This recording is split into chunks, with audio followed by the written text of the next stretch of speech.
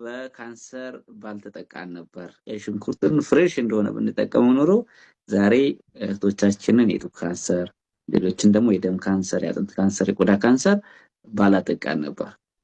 እና ወደፊት ምን እናድርግ፣ ሽንኩርትን እንዴት እንጠቀም ሲባል ስለሆነ የቀድሞ መከላከል ነገር ነው የሚያደርገው። ቀድሞ መከላከልን በሽታ እንዳይዘንም ያደርገናል። ቢይዘንም ደግሞ ከህመማችን እንድናገግም እንድንድንም ያደርገናል። ምግብ ለማብሰያም ብንጠቀመው ይሶኬ የኖርንበት አሰራር ስለሆነ በዛም እንቀጥል፣ ችግር የለው።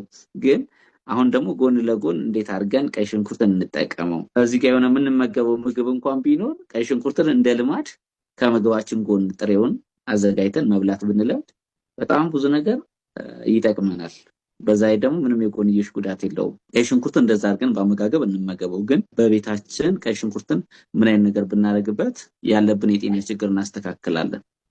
ለምሳሌ አንድ እህት የጡት ካንሰር ብትታመምና ቢቆስል፣ አሁን የቆሰለው ፓርት ላይ ነው የምናወራው። ያን ቁስል እንዴት ታክመው? በሁለት መንገድ ልንጠቀመው እንችላለን ቀይ ሽንኩርት።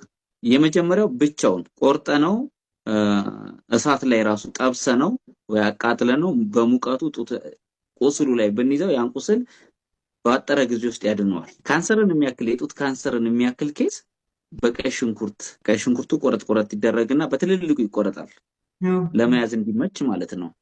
በደንብ እሳት ላይ 3-4ቱን ካስቀመጥነው በኋላ አንዱን እናነሳለን።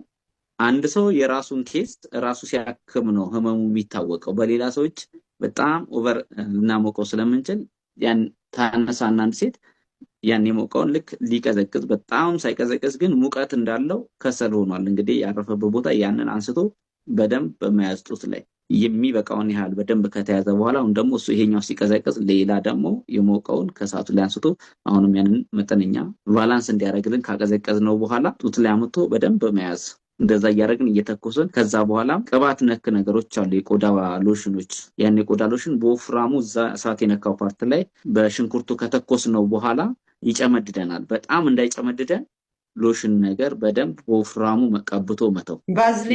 ቫዝሊንም ይሆናል። ግን ከቫዝሊን ደግሞ እዚህ ጋር የሚመረጠው ቆዳችንን ባንድ የሚያለመልሙ ሎሽኖች አሉ እና ያን በወፍራሙ እዛ ላይ በደንብ ስንቀባው ጠባሳ ሳይሰራ ቅርፊቱ ሲነሳ ጠባሳ ሳይሰራ ይነሳልናል። ሲድን ማለት ነው። አሁን ሲያረጉት ይጠብሳል ማለት ነው። ቁስሉን ነው እኛ አሁን 10 ቀን 15 ቀን ሳይሞላ ኖርማል ያቁስል ድኖ ጠባሳ ራሱን እንዳይሰራ። ምክንያቱም ጡት አካባቢ ላይ ጠባሳ ብዙ አይመከርም። በእርግዝና ወቅት ጡት የመያዝና የማደግ የመፋፋት ነገር ሲኖር ጠባሳ ካለው ኖርማል ሪላክስ አያደርግምና የጡት ካንሰርን እንግዲህ በቀይ ሽንኩርት ብቻ ማዳን እንችላለን። ምክንያቱም ትልቁን ስራ የሚሰራው ሽንኩርቱ ላይ ያለው ሙቀት ነው። በሌላ ነገር የምንሞክረው አይሆንም። ከሰሉ በደንብ መያያዝ አለበት።